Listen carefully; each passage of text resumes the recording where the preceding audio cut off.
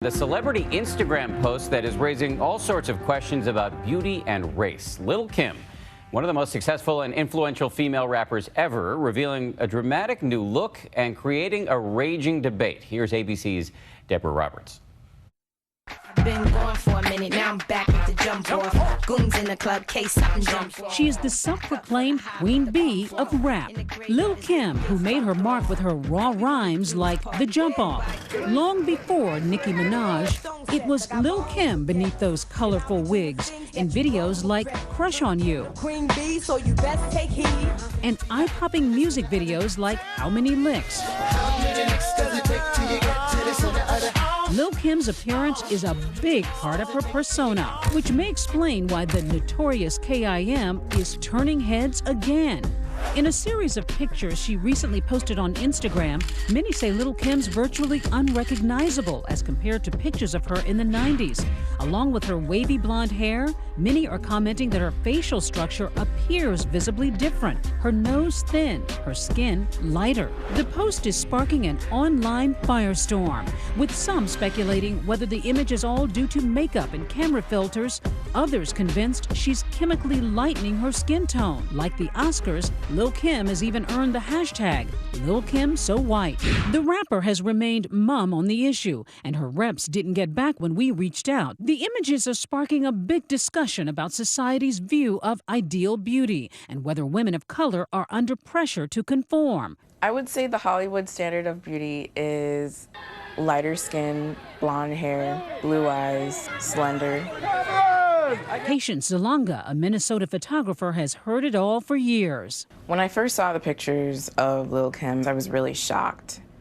But then I started thinking about it. As a little girl, I was also one of those black kids that wanted to have lighter skin. And so this transformation of Lil Kim is really just, it's extreme, but it's not a phenomenon. In fact, Lil Kim herself admitted to insecurities about her looks back in a 2000 Newsweek interview, where she opens up about not feeling attractive, stating, "I have low self-esteem. I always have. Guys always cheated on me with women who were European-looking. Being a regular black girl wasn't good enough." Black women and women of color are always aspiring to get as close to white as possible, to fit within those beauty standards. Critics say the beauty industry's capitalizing on the idea that some young women of color are unhappy in their own skin, thus fueling a multi-million-dollar skin bleaching business in the U.S. In high school was when I started dabbling in other things such as skin bleaching. Beauty blogger Jasmine Rose knows all about those over-the-counter skin bleaching products. How far did you go in trying to bleach your skin? All throughout high school, I had really bad acne, and so I first started off trying to bleach the spots, and then I was like, well, if I bleach the spots, what happens if I bleach my face? And so I started it, and when I went to school a couple times, I got compliments from folks saying, "Oh, your skin looks brighter," and that was kind of motivation for me to continue doing it. Patients experimented with bleaching too. It was like really terrible because every time you put it on, you recognize that you don't like something of yourself, which it was my skin color. Dermatologists warn that many of those creams are only intended for small areas and that using them more broadly can thin the skin and become dangerous. A lot of the over-the-counter products that are used for skin lightening can contain toxic chemicals that can be really harmful and cause skin cancer and even internal cancers. Dr. Mohiba Tareen says the appeal of skin bleaching products casts a far wider net than just here in the U.S. It's actually inundated in Indian society that, creams such as Fair and Lovely and all these things can be done at a young age to lighten the skin tone. In fact, in 2011, the World Health Organization reported that 77% of women in Nigeria used skin lightening products regularly, as did 40% of women in China, Malaysia, the Philippines, and Korea. This worldwide complexion complex leads some to vocalize their sympathy for Lil Kim. Our reaction to Lil Kim should not be to shame her. What's more important is to address the bigger issue, and that's how white supremacy is so pervasive in the media. Ironically, Lil Kim's Instagram post comes on the heels of the other Queen Bee's visual album, Lemonade. And though more dark-skinned women are surfacing as icons of beauty, lighter-skinned women continue to dominate on red carpets and on magazine covers. Some have come under fire for allegedly lightening dark-skinned celebrities, from Gabourey Sidibe to Lupita Nyong'o, something they have denied. Most recently, InStyle magazine was accused of digitally lightening the skin tone of Scandal star Kerry Washington. But the magazine denies digitally lightening her skin, instead blaming her washed-out look on their cover lighting. But the quest to achieve beauty ideals often goes far beyond complexion. And my tip is not as defined as I would like it to be. Nearly 2 years ago, we met Kendra Alaya, who was on the hunt for the perfect face. I just looked in the mirror one day, and makeup's not changing, anything's not helping, maybe it's my nose.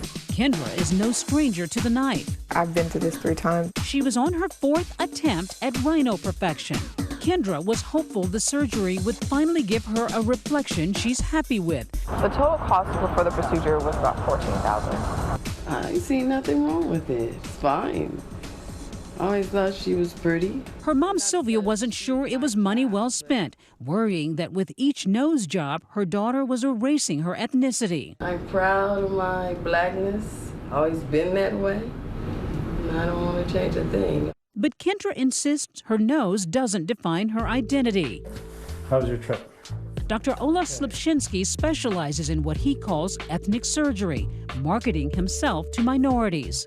Come this way. He says patients of all races seem to want similar looks. I certainly have a fair amount of patients that bring me photos of super celebrities that are walking around with either half Caucasian, half African American nose or half ethnic nose. Kendra tells us she wants to model her new nose on that of Alicia Keys. Just after Kendra's surgery, we check in. How are you feeling? Physically, I feel fine, a little sore, but I'm recovering. What are you going for? I mean, clearly you're a woman of color. Do you not want to look like a woman of color? No, I do. I definitely want to look like a woman of color. I don't think changing my nose is going to make me not look like a woman of color. I'm always going to be black, obviously. Then, days later, the big reveal. Let's just see how this... Oh, wow. I like it. It's the one you want. Yeah, it's the one I want. Her old friend Kimberly's there. I'm nowhere near the Michael Jackson complex. In her mind, I'm sure he didn't think so either. Yet now, more than a year later, Kendra is only content with her nose. I'm more satisfied than I was with the previous surgeries. I'm not 100% satisfied, but I'm more so along the lines of like 85, 90%. Telling us if she had the money, she'd have even more work done. I've thought about having cheekbone enhancements, jaw enhancements, and an eyebrow lift.